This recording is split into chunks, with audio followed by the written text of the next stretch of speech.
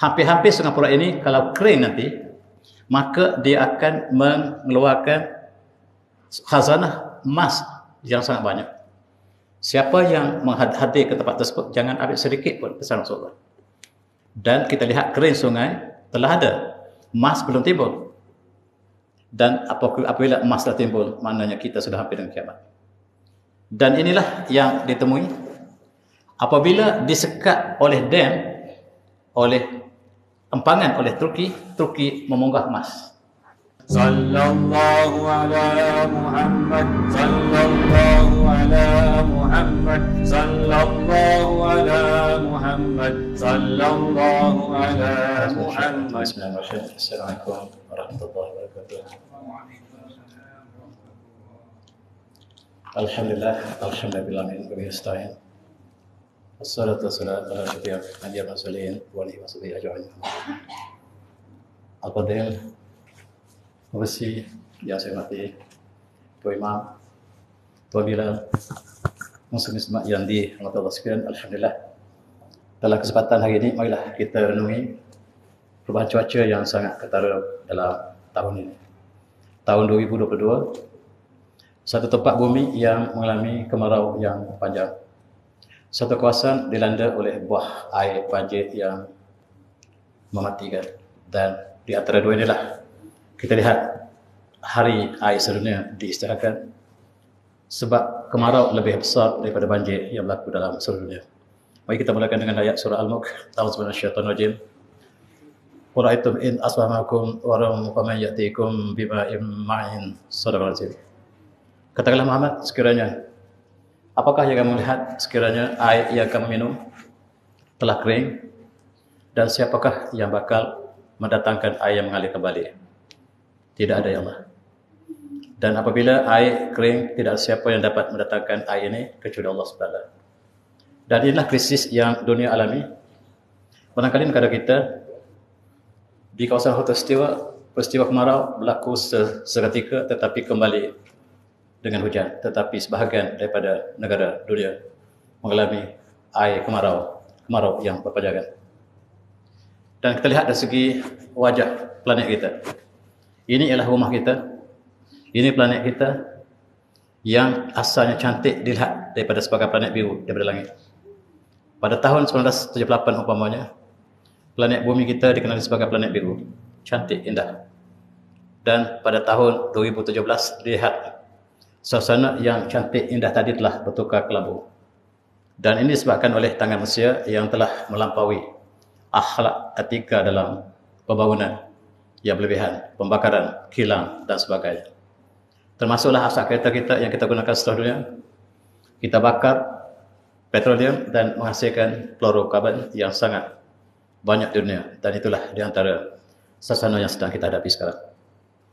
Oleh sebab itu kita lihat tahun ini saja telah diadakan beberapa kali persidangan yang diadakan di Frankfurt yang terakhir.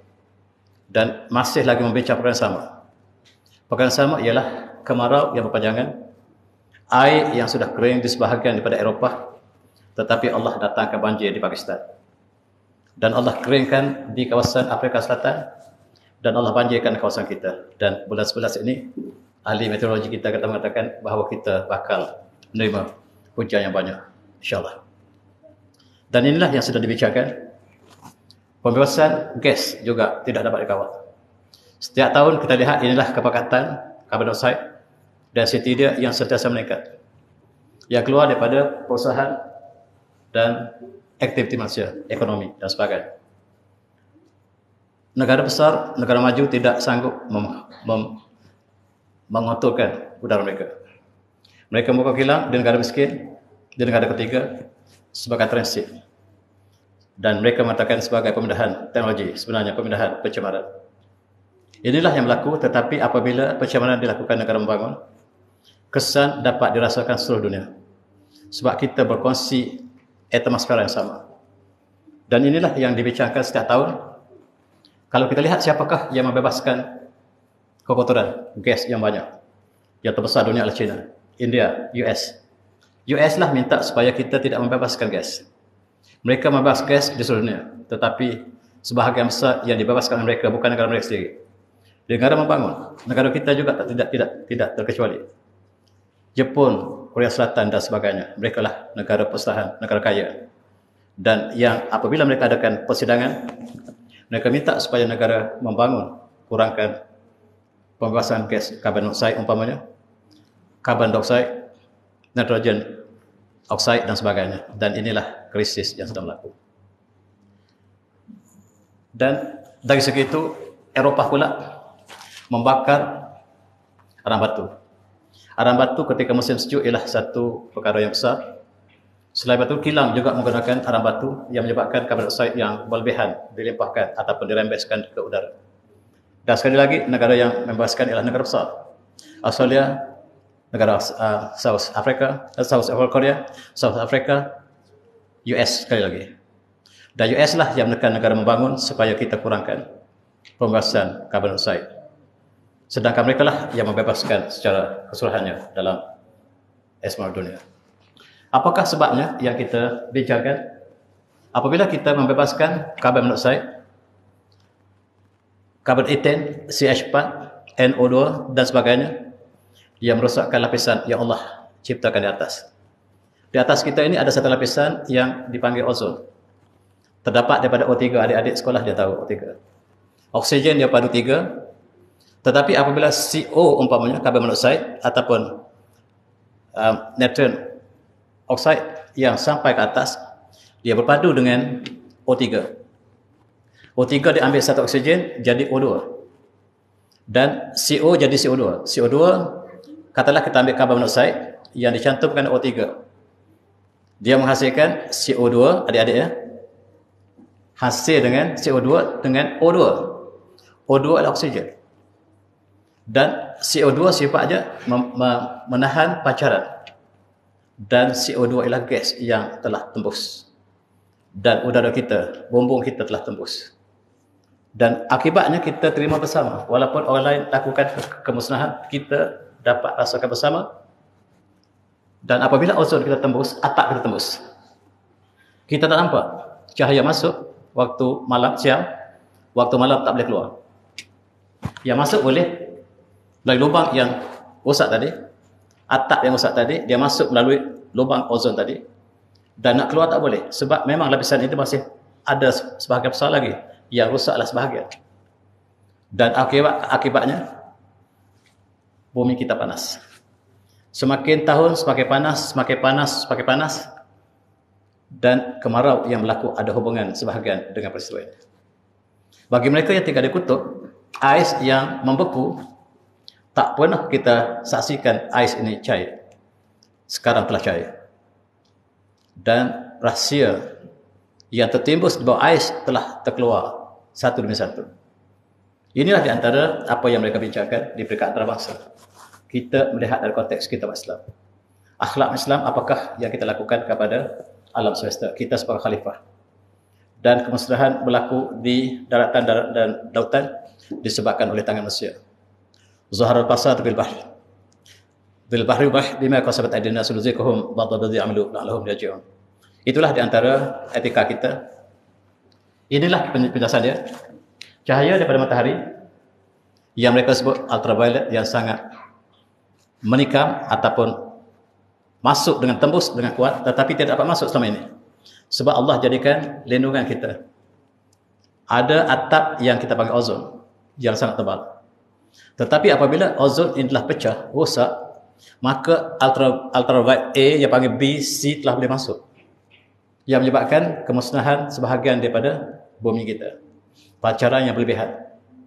Yang Allah tutup selama ini telah kita musnahkan. Dan kerosakan bukan pada senegara saja, tetapi seluruh planet. Dan itulah sebab mereka menekan supaya negara membangun, supaya tidak mengeluarkan asap yang berlebihan. Dalam konteks ini kita lihat, inilah diambil beberapa tahun lepas, yang menunjukkan bahawa yang merah itu panas, yang hijau biru itu sejuk. Kita lihat sebahagian besar badan dunia kita telah bertukar warna, maksudnya kemarau yang menimpa sebahagian besar dunia. Di tengah-tengah kawasan khatulistiwa atas dan bawah mengalami suhu yang sangat mencabar. Kepanasan yang tidak dapat disaksikan oleh moyang kita. dan kita dapat saksikan kepanasan yang sangat luar biasa. Negara kita sentiasa ada panas dan hujan, kita tidak dapat merasakan apa yang mereka rasakan. Dalam konteks ini, di Kutub Utara, ais yang besar telah cair satu demi satu. Apakah akibatnya? Bila ais ini telah cair, dia akan meningkatkan paras laut. Negara yang lembah akan tenggelam. Walaupun saintis mengatakan ais yang berada di atas laut, kalau dia cair, dia tidak meningkatkan paras. Benar. Tetapi ais yang berada di atas daratan, Pulau Greenland, ialah satu pulau yang sangat besar, benua. Di atas pulau ini semuanya ais. Dan sekarang semua ais ini telah cair. Ais yang berada di atas daratan, apabila dia cair, dia akan meningkatkan paras air. Ais yang berada dalam laut, yang terapung dalam laut, kalau dia cair, dia tidak meningkatkan ais. Itulah hukum Allah, sunnatullah. Tetapi ais yang berada di benua, Pulau Greenland umpamanya, bila dia cair, dia akan meningkat paras laut. Negeri yang rendah akan tenggelam. Dan antara yang hampir tenggelam ialah Belanda. Jakarta juga. Jakarta telah tenggelam sebahagian besar. Sebab itu mereka pindah ibu kota Jakarta ke kawasan yang baru di Sulawesi. Sebab suasana yang kita ciptakan, tangan manusia yang lakukan. Dan simulasi mengatakan negara kita yang paling cepat tenggelam sekiranya proses ini berlaku ialah Batu Pahat. Batu Pahat akan tenggelam lebih awal. Itu yang dikajikan oleh saintis. Apa yang berlaku Allah Alam. Ais telah cair dengan banyaknya. Dan air ini akan meningkatkan paras air. Dan antara ialah masalah pemindahan disebabkan negara yang tak akan tenggelam, bakal tenggelam.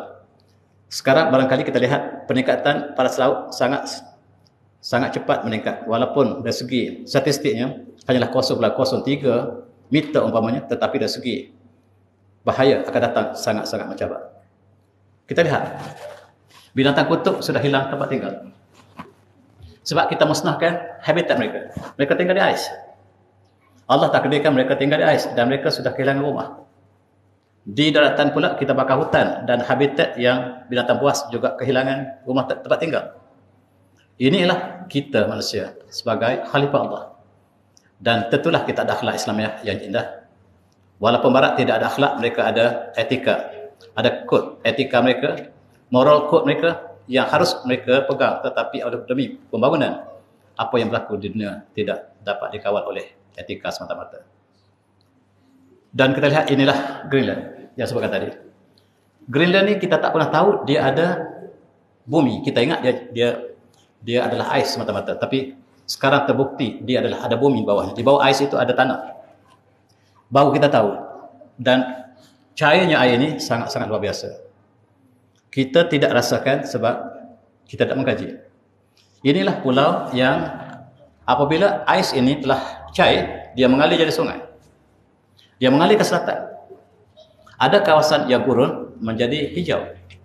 Ada gurun yang terus kering. Ada sebahagian yang air, tengok pulau ini telah hilang, ais seluruhnya.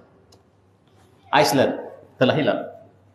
Dan dia akan bergerak ke selatan. Sebahagian selatan akan menjadi hijau, sebahagian lagi akan kering kembali. Dan itulah sebabnya mereka membicarakan ini peringkat antarabangsa. Kita hanyalah ulang apa yang mereka sebut.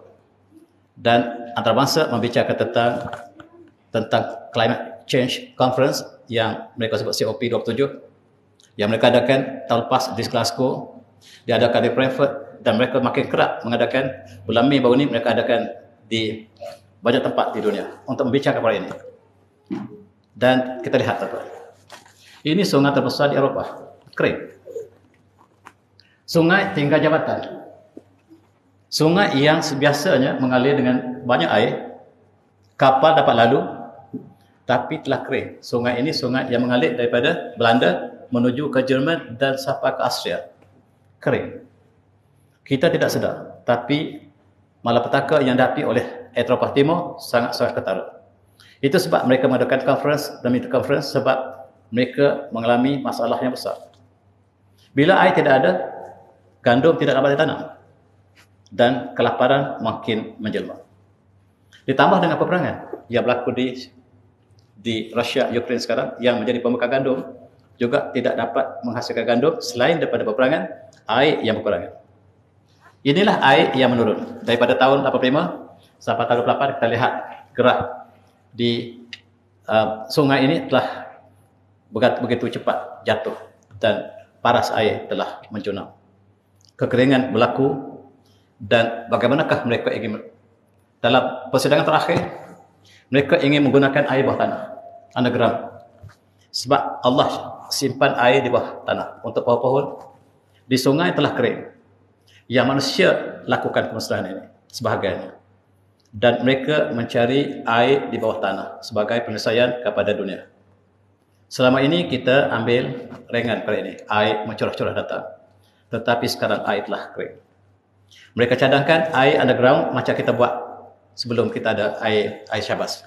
Kita juga ambil bawah. Sekarang dunia yang ingin ambil air bawah underground. Tuan-tuan, Sungai Volga, sungai yang sangat besar yang mengalir daripada Tengah Asia menuju ke Laut Kaspia, kering. Dan sungai Danube daripada yang saya sebutkan tadi, daripada Eropah Timur juga kering. Perkara ini tidak pernah berlaku. Kering dan kering. Sungai yang sebesar itu yang menjadi sumber pengangkutan dan sebagainya telah kering. Ini gambar yang kita lihat di sungai, sebahagian sungai yang berada di Eropah kering, kontang, bukan kering main-main, kering sungguh yang tak pernah disaksikan oleh manusia. Apakah sebab? Sebab kepanasan yang sangat-sangat luar biasa. Apabila pancaran daripada matahari masuk dan tidak dapat keluar, maka dia membentuk kepanasan seperti oven. Kita duduk dalam oven. Itulah yang dikaji oleh mereka yang mengkaji. Kita di Asia Tenggara kesannya kita rasakan, tetapi tidak sebagaimana mereka rasakan. Ini ialah sebahagian di Britain, UK. Kita lihat air juga kering. Walaupun sungai besarnya masih kekal dengan airnya, tetapi kawasan-kawasan tertentu telah kering. Suhu naik 35 darjah Celsius yang jarang berlaku di Britain. 35 Celsius Malaysia. Kita juga jarang-jarang 35 Celsius. Dan ini telah berlaku di Eropah Timur dan Eropah kebanyakannya kekeringan air. Dan mereka mungkin lapar apabila pertanian tidak dapat menghasilkan hasil yang sepatutnya. Selain pada itu, kilang juga mengeluarkan toksik. Sudahlah air semakin kering. Toksik, chemical yang keluar dari kilang. Eropah juga ada kilang seperti kita. Kita bebaskan ke sungai, ke lokal. Lokal masuk ke sungai dan sungai Langat sudah hilang kehidupan. Sungai Langat, mula-mula saya masuk di sini, ada udang galah banyak. Tahun 79, saya mula sampai ke Sungai Langat, di Sungai Mengalir, tengah-tengah Kajang ini. Sungai itu banyak udang galah. Di sini juga banyak udang galah. Dan di West Country kita panggil dulu, udang galah banyak. Saya berjalan masa itu, masa muda. Tapi sekarang hampir tidak ada. Buaya pun mungkin pupus di Sungai Langat. Apa yang berlaku ialah kilang-kilang kita alihkan ke dalam sungai. Kemusnahan di Eropah lebih dahsyat. Dan ikan mati. Di Asia Tenggara kita melalui Selat Melaka, bukan sahaja peristiwa yang berlaku, bukan sahaja toksik, kapal yang membawa minyak juga pecah kadang-kadang, menghancurkan kehidupan samudera. Mari kita lihat insyaAllah. Ini ialah pemandangan di Eropah. Air sungai menjadi merah, maksudnya bercampur dengan logam. Apabila sungai yang sudah kering bertukar menjadi logam merah. Dan apakah bentuk antara yang mengeluarkan warna merah ini? Bauxite. Ketika airnya tinggi, tidak kelihatan merah ini. Tapi bila air kering, kita lihat kehidupan sudah hancur. Dan ini pemandangan di Eropah. Menyebabkan mereka segera bersidang tahun demi tahun. 1 tahun, 2-3 kali mereka bersidang. Sebab mereka dapat rasakan apa yang kita tak rasakan di sini. Tuan-tuan, ini ialah Aral Sea, Laut Aral. Terletak di kawasan Kazakhstan yang mengalir sungai Surya Darya. Sungai Darya ini sungai Islam. Ini sungai perjuangan Islam. Ketika pemerintahan Sayyidina Osman dan selepas itu kita lihat umat Islam sampai ke sini. Mereka panggil di sini Ma Wara'an Nahr. Kawasan di belakang sungai. Maksudnya di sungai ini yang mereka sebut. Inilah sungai yang disebut sebagai sungai Wara'an Nahr, ialah di belakang sana. Maksudnya di kawasan yang baru ditemui. Bagi orang Islam yang datang daripada Baghdad, bumi di sebelah sana baru ditemui bagi mereka. dan akhirnya Islam bertapak di situ dengan hebat. Di situlah wujudnya Tashkent, Bukhara, Samarkand menjadi pusat perkembangan Islam yang besar, dan sungai yang kita maksudkan tadi, Ma Warahnah yang kita sebut dalam kitab-kitab Jawi kita telah kering. Nama asalnya Surya Darya yang disebut oleh orang kawasan tersebut Surya Darya namanya. Kita panggil Ma Warahnah. Tuan-tuan, ini ialah pemandangan daripada udara, Laut Aral. Laut Aral ialah tasik yang besar di tengah-tengah benua. Dia seperti umpama laut dan dia sebenarnya tasik.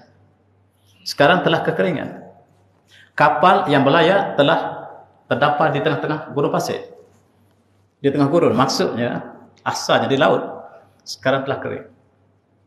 Dan begitu cepat kita tengok Laut Aral telah tinggal hanyalah sedikit air.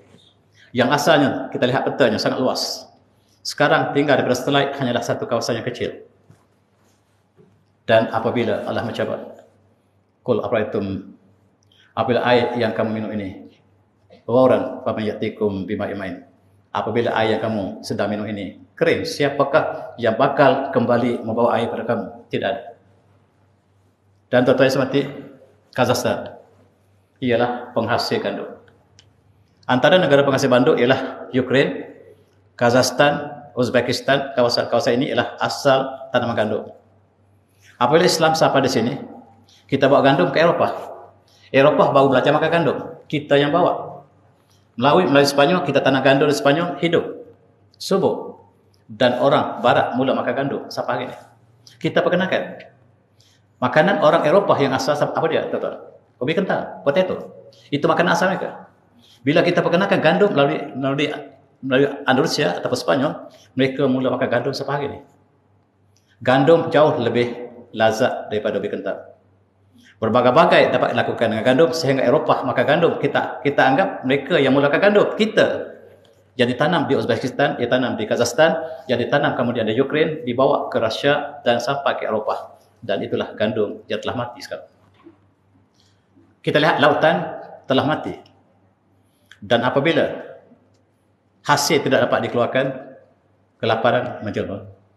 Ini pohon di Romania. Ketua pernah melawat Romania. Romania saya lihat satu pemandangan yang cukup indah, bunga matahari. Mereka pengeluar minyak matahari terbesar dunia. Dan kalau kita lihat lautan dengan bunga ketika musim kembang, kuning seluruh sejauh mata memandang, macam laut. Sekarang telah hancur, kering, dan minyak sunflower tidak dapat dihasilkan melalui negara Romania. Inilah sebahagian pada fenomena yang sedang berlaku sekarang. Cukup menakutkan sekiranya ini bertambah buruk tahun-tahun akan datang. Ini ialah didapati bahawa 500 tahun yang tidak pernah berlaku kemarau seperti ini. Ikan terperangkap dalam lumpur. Inilah yang dibincangkan di peringkat dunia.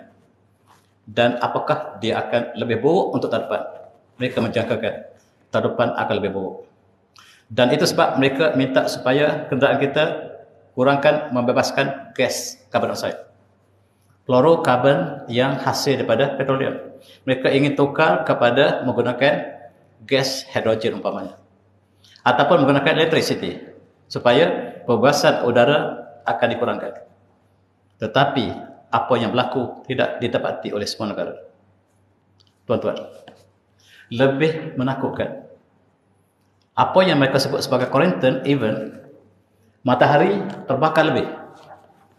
Dia membakar lebih daripada biasa. Pucuknya menjulang sampai ke planet.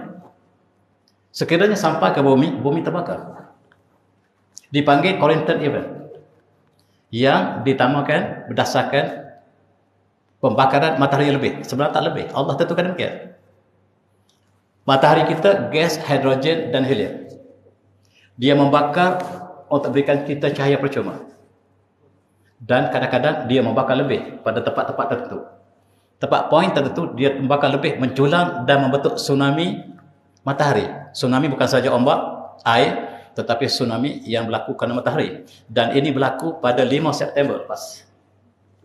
5 September lepas ialah lidah matahari itu, puncak matahari itu menyambar Venus.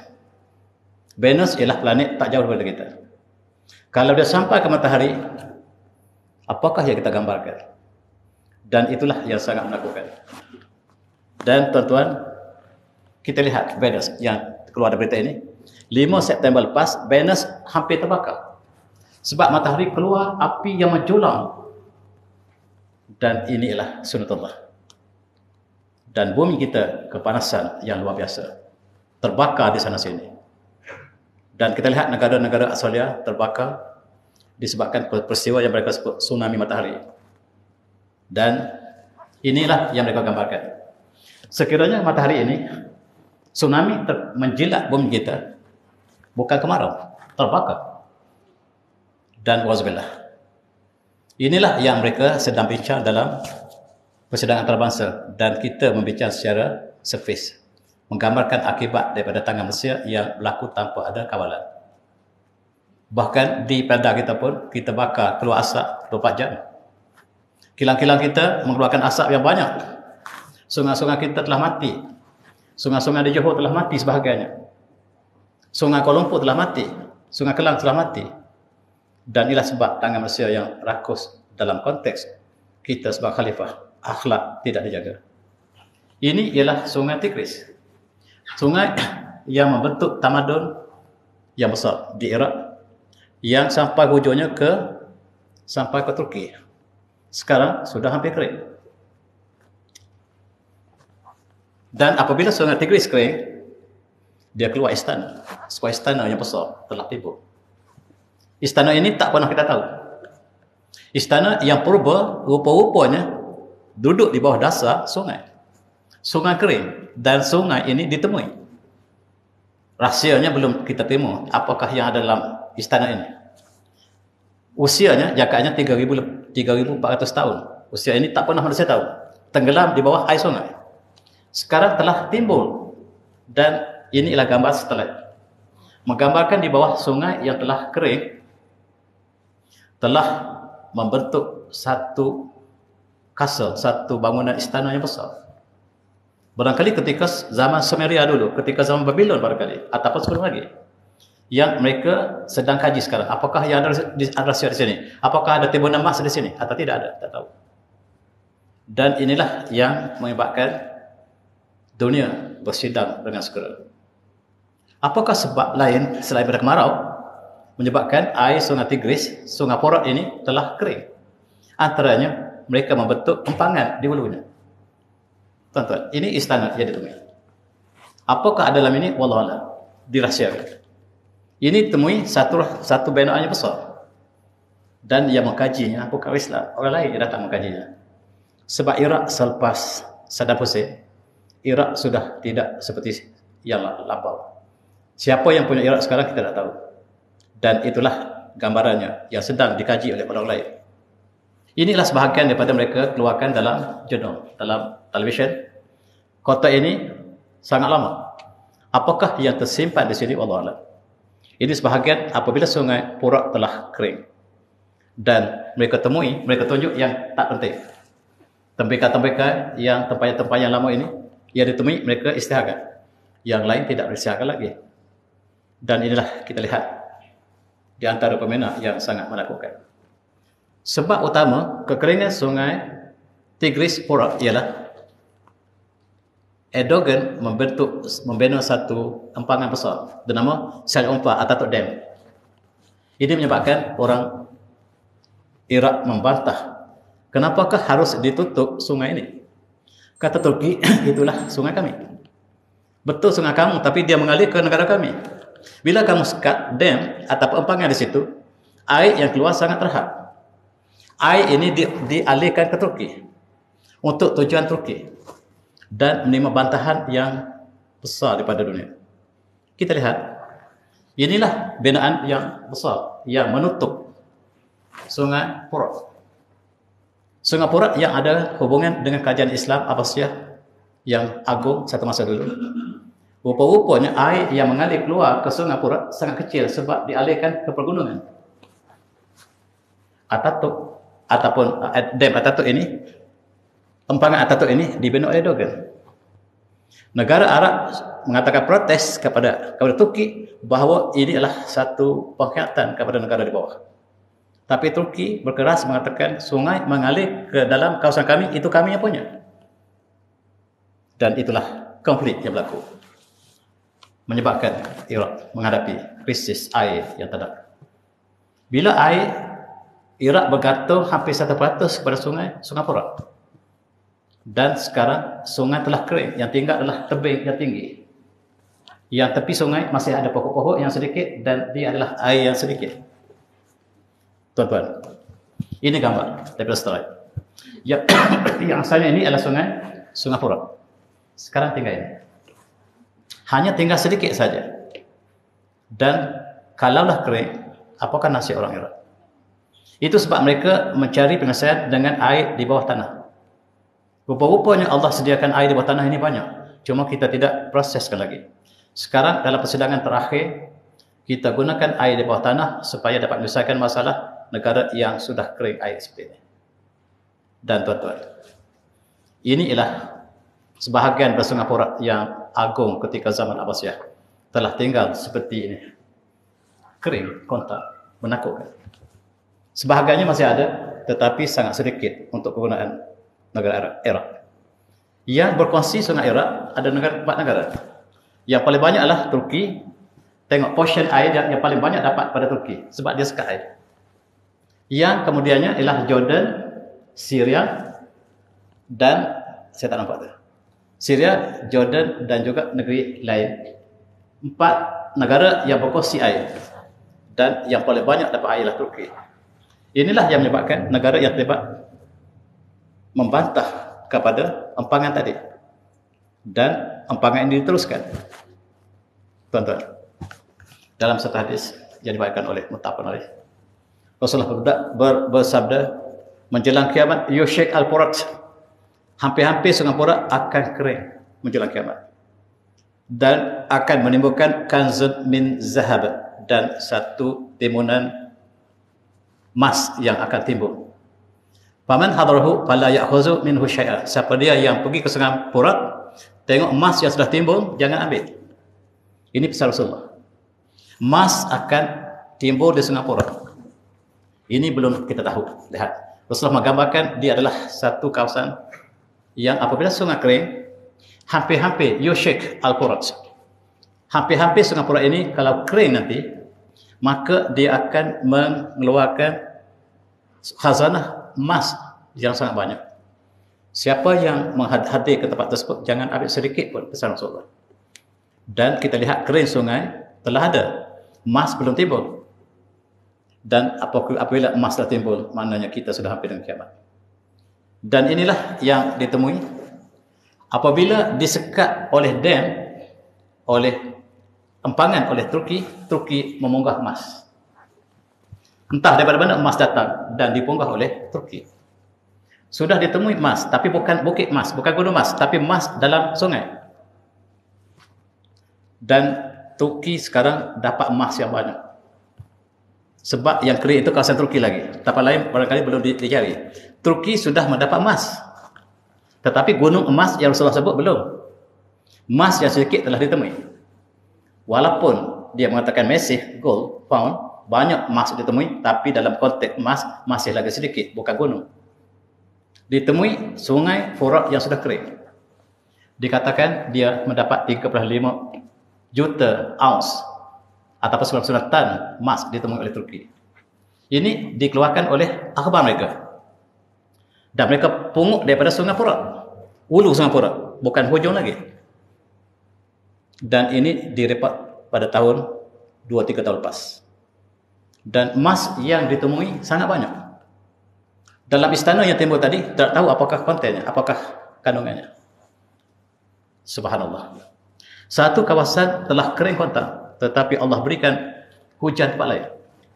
Saudi turun hujan. Yang selama ini tak pernah turun hujan, Allah turunkan di Saudi. Dan kawasan-kawasan Saudi telah bertukar menjadi sungai. Dan itulah hikmah ilahi. Tempat-tempat yang kering, yang selalu air banyak, Allah keringkan. Yang tak ada hujan, Allah berikan hujan banyak. Di Tabuk, Allah turunkan bukan saja hujan, salji yang tebal.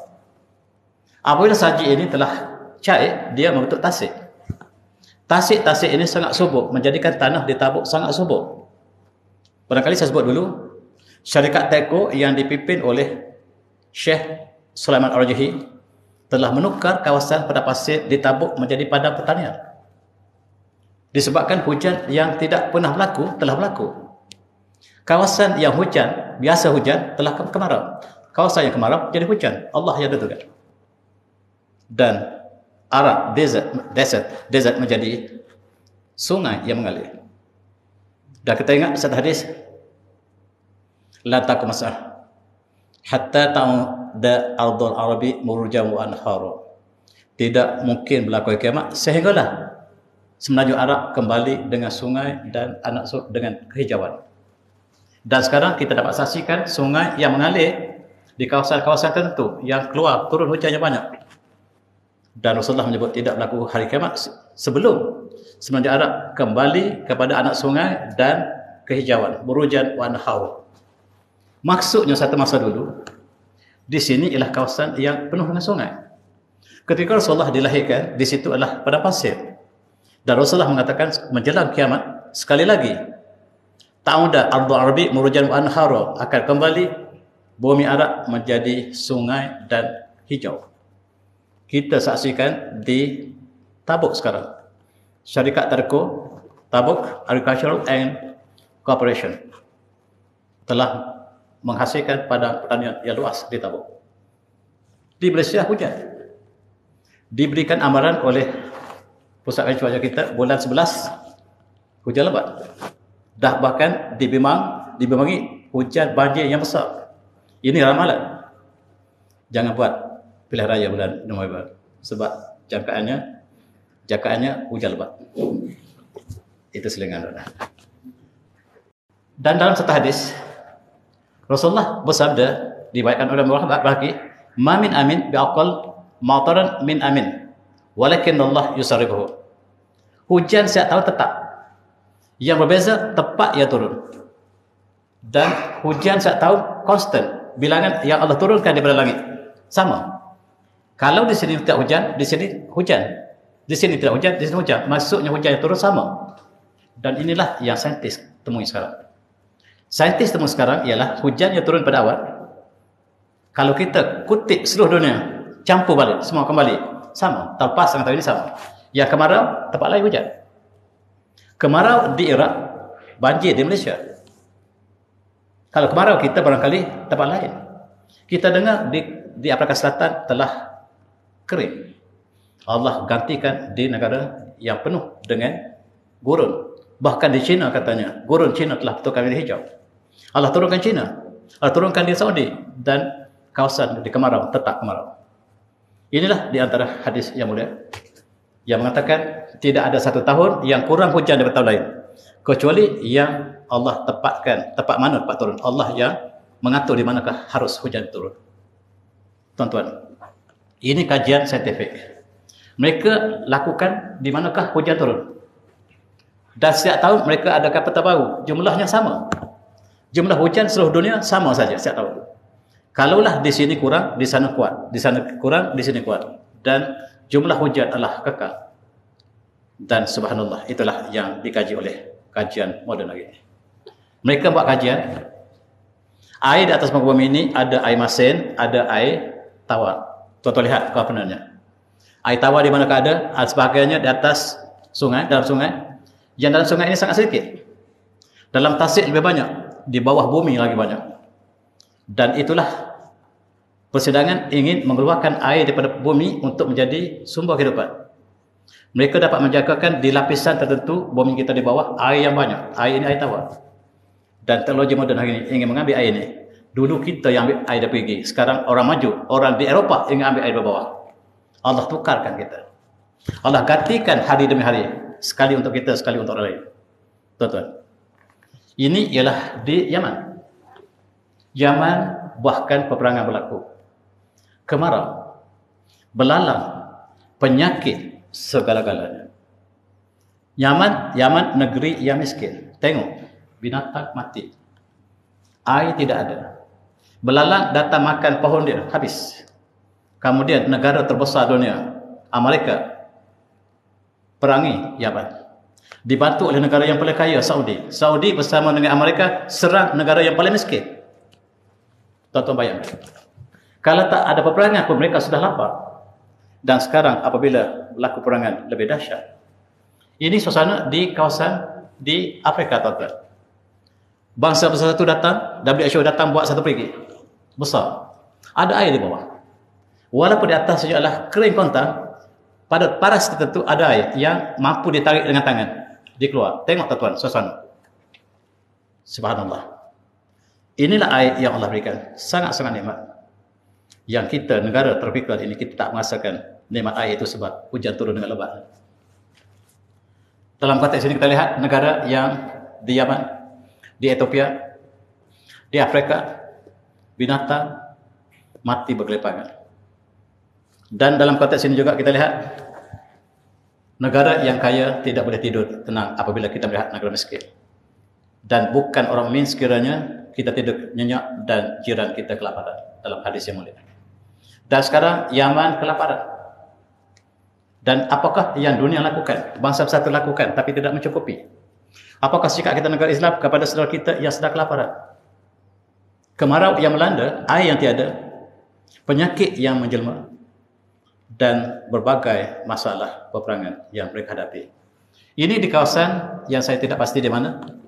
Kemarau dia sampai tar telah cair. Selipar tak diangkat, kena tar lekat, cair balik tar. Tak silap saya beberapa tahun lepas di Bangladesh, yang kita lihat kemarau yang sangat-sangat dahsyat. Tiba-tiba tahun ini Allah berikan banjir yang besar di kawasan tersebut, di Pakistan umpamanya. Dan zebra crossing ataupun tanda di jalan raya hilang sebabkan cair, tarnya cair. Kemarau yang kita lihat sebahagian daripada negara yang panas. Dan hari ini ialah hari yang kita bincang ialah hari air dunia. Walaupun diistilahkan pada bulan Mac, tetapi dia masih relevan dengan kita hari ini.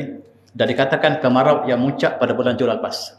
Dia akan berterusan sampai bulan September. Itu rancangan ataupun yang ramalan dibuatkan oleh dunia. WHO mengatakan dia akan mula menurun kemarau ini pada bulan September ini sekarang. Mudah-mudahan kemarau telah mula reda. Mari kita lihat air, tuan-tuan. Nikmat air pada manusia tidak dapat kita bayangkan. Dan air yang jernih ini cukup indah. Air tidak ada warna. Satu-satu yang Allah ciptakan tak ada warna. Kalaulah warna gelasnya hijau, warna hijau. Dia tak ada bentuk. Kalau kita masuk dalam gelas, dia jadi gelas. Tidak ada warna, tidak ada bentuk air. Dia menghilangkan haus. Dan itulah ciptaan Allah yang sangat agung, yang kita kadang-kadang overlook. Dan tema hari tahun ini ialah pada World Water Today ataupun sekarang pada tahun 2022 ini ialah groundwater. Making invisible visible. Dan usaha untuk keluarkan air daripada bumi untuk kegunaan manusia di Eropah, negara yang tak pernah kisah pasal air. Dia pergi, kita guna air pergi. Sekarang dia nak guna air pergi. Mereka sekarang diminta satu program untuk mengambil air daripada bawah bumi dan untuk kegunaan di seluruh Eropah. Dan ialah tuan-tuan, hari air ialah tahun ini ialah kembali kepada air di bawah tanah. Mereka mengatakan air di bawah tanah sangat banyak dan cukup untuk keperluan kita. Air inilah yang menjadi sungai, tuan-tuan. Air daripada bawah bumi inilah yang mengalir menjadi sungai. Walaupun masih kemarau, sebahagiannya kita dapat lihat air masih mengalir. Tetapi yang kering disebabkan di Iraq disebabkan oleh empangan yang besar. Kemarau campur empangan, maka keringlah air. Dalam konteks ini kita lihat Allah turunkan air daripada awan, sebahagiannya masuk ke bumi, sebahagiannya masuk ke sungai dan terus ke laut. Laut ini Allah wakkan kembali ke atas, turun kembali ke awan, dan itu sebab airnya sama. Sebab laut yang sama, sungai yang sama, air yang meluap sama, dan hujan turun dalam keadaan sama setiap tahun. Dan alangkah indah ciptaan Allah untuk manusia, kehidupan seluruhnya. Ground water ialah tema kepada air sekarang yang menghadapi kekurangan air di dunia. Mari kita lihat, tahun lepas mereka masih lagi tidak mencari air bawah bumi. Dan mereka katakan, marilah kita hargai air. Tahun 21 ialah tahun hargai air. Tahun 22, air kering. Cari air di bawah bumi.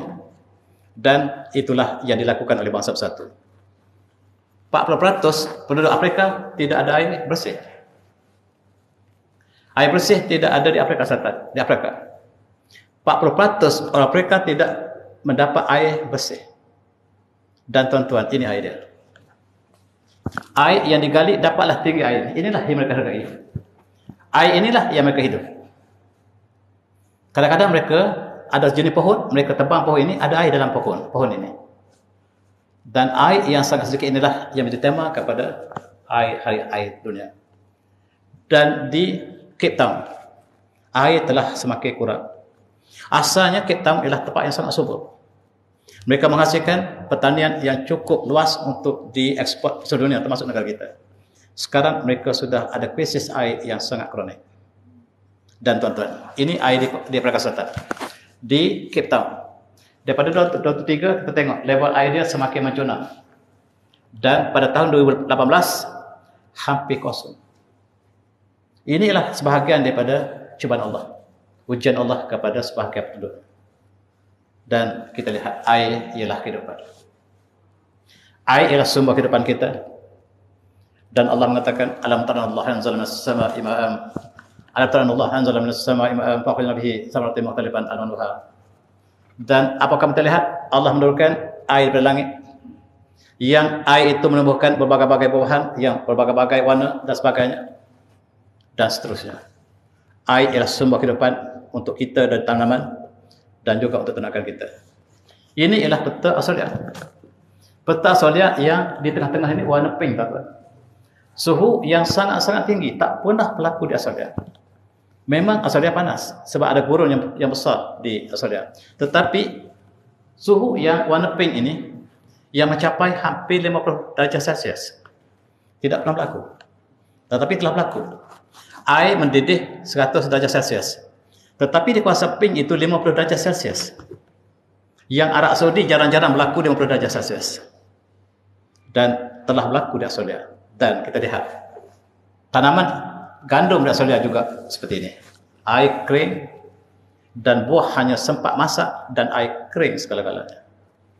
Tuan-tuan, bukan saja kemarau disebabkan oleh matahari dan fenomena alam, tetapi kebakaran yang berlaku.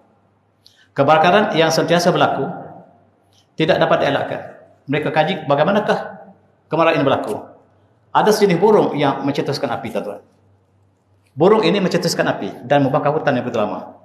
Tujuannya, dia apabila bakar hutan dibakar, segala serangga ataupun ular keluar daripada hutan, dia makan. Burung ini sejenis burung yang sangat bahaya. Australia ingin membunuh burung ini, tapi tidak berdaya. Mereka lah yang menyebabkan kebakaran ini. Selama ini mereka ingat manusia yang mencetuskan kebakaran. Sekarang mereka tahu bahawa burung, sejenis burung yang sengaja membakar api daripada mana? Dia cetuskan api daripada sumber yang kering dan membakar satu kawasan yang sangat luas, menyebabkan suhu naik sangat tinggi. Dan ini dikatakan mencapai hampir 50 darjah Celsius. Tuan-tuan, ini ialah perkara yang berlaku, biasa berlaku. Kebakaran bulan Julai berlaku sangat-sangat luas, bukan saja di Australia, seluruh dunia. Kita di kawasan Asia Tenggara barangkali kita air mencukupi. Dan kita lihat Israel juga terbakar. Israel angkuh, dia bom Gaza siang malam, menghancurkan Gaza. Tetapi Allah berikan api pada dia. Dan roket yang dibawa oleh Gaza membakar dan sebahagiannya membakar hutan mereka. Inilah peperangan yang berlaku di Israel, di Gaza, di Palestin. Negara umat Islam yang miskin dilakukan kezaliman seperti itu. Dan kehancuran kemusnahan. Dan tiba-tiba Allah takdirkan Israel terbakar. Pohon pain yang ditanam oleh Israel terbakar. Tiba-tiba di bawah pohon pain ini terdapat penempatan orang Palestin. Mereka tempat yang diruntuhkan rumah orang Palestin, mereka tanam pokok pain. Pokok pain ini pohon hutan. Mereka nak sebut pada dunia di situ ialah tidak ada rumah yang di setelah hutan. Tiba-tiba pohon pain terbakar. Dan menunjukkan bahawa kawasan dia ditanam pokok payung itulah kawasan penempatan orang Palestin. Dan inilah yang berlaku, tuan-tuan. Jangan lupa apa yang berlaku di Ukraine, di Rusia sekarang. Peperangan yang semakin sengit. Sekali ke kiri, sekali ke kanan. Dan yang musnah ialah manusia dan tumbuhan. Dan Rusia, Ukraine ialah penghasil gandum terbesar dunia. Sekiranya Rusia stop ekspor gandum ke Eropah dan Rusia stop gas yang mengalir ke Eropah, mereka jangkakan bulan winter ini, bulan 1 ini, bulan Januari ini, sebahagian penduduk Eropah akan mati. Ukraine tidak dapat mengeluarkan gandum sebab peperangan berlaku. Hampir seluruh Ukraine telah terbakar. Rumah hancur dan akibatnya Eropah kelaparan. Rupa-rupa selama ini mereka berharap gandum dari Ukraine dan Rusia. Dan oleh sebab itu, Al-Majah, Petorek, kelaparan akan menjelma pada tempat. Kelaparan disebabkan peperangan di Rusia, bukan saja di Rusia dan Ukraine, tetapi Afrika yang mati. Rupa-rupa selama ini, gandum diekspor daripada Rusia dan Ukraine kebanyakannya. Dan itulah sebab dijangkakan, alhamdulillah, tahun depan adalah tahun yang sangat-sangat kronik kerana cuaca dan makanan yang berkurangan. Dan inilah yang dijangkakan tahun depan. Bangsa Bersatu mengatakan akibat peperangan di Rusia, akibatnya di Afrika. Bahawa kita tahu selama ini pembekal gandum Afrika ialah Rusia dan juga Ukraine dan negeri-negeri terlibat. Termasuklah kawasan-kawasan Ma-Wara-an-Nah yang juga mengalami kemarau yang sangat luas. Dan kita lihat inilah nasib penduduk Afrika. Nasib Afrika jauh lebih berat pada kita. Negara kita miskin kerana turunnya barang, kerana inflasi tinggi, tetapi ini orang Afrika yang hanya bergantung pada pertolongan bangsa Bersatu untuk makan setiap hari. Kemarau yang tidak dapat tanam tanaman, kemusnahan yang dilakukan oleh belalang yang sangat-sangat melebar. Apabila mereka tanam satu kebun dan bila datang belalang, satu malam sudah habis seluruhnya. Itulah ujian Allah kepada penduduk Afrika. Lebih lagi, COVID-19 tahun lepas, 2 tahun lepas. Tak dapat kita bayangkan bagaimana orang mereka dapat survive. Disebabkan COVID-19, belalang, kematian, dan sebagainya. Tuan-tuan yang semati. A'udzubillahi minasyaitonir rajim. Wa la nabluwakum bi syai'in min al-khawfi wal ju'i wa naqsin min al-amwali wal anfus. Wa naqsin min al-amwali wal anfus was samarat wa basyiril sabirin. Dan kami pasti akan uji kamu dengan sesuatu daripada kelaparan, ketakutan dan kelaparan dan kekurangan daripada harta benda, jiwa dan buah-buahan. Maka berilah berita gembira kepada mereka yang sabar dan ikhlas, Tuhan. Akhir sekali kita tutup dengan ayat ini. Ayat surah Al-Mulk yang Allah mencabar kita. A'udzubillahi minasyaitonir rajim. Qul aitum in asma'akum. Qul aitum in asma'akum wa faman ya'tikum bima imain. Katakanlah Muhammad, apakah yang kamu dapat lihat sekiranya Allah keringkan air kamu? Sehingga air kamu yamin untuk kering. Siapakah yang bakal mendatangkan kembali air pada kamu? Tidak ada, ya Allah. Itulah barangkali sebagai kesimpulan pada perjumpaan kita ini. Air ialah nikmat Allah yang besar dan kita lihat dunia sekarang kekurangan air. Dan marilah kita syukuri nikmat yang besar ini. Mudah-mudahan kita termasuk orang yang bersyukur. Dan saya setuju dengan wabillahi taufiq. Wassalamualaikum warahmatullahi wabarakatuh. Tasbih surah.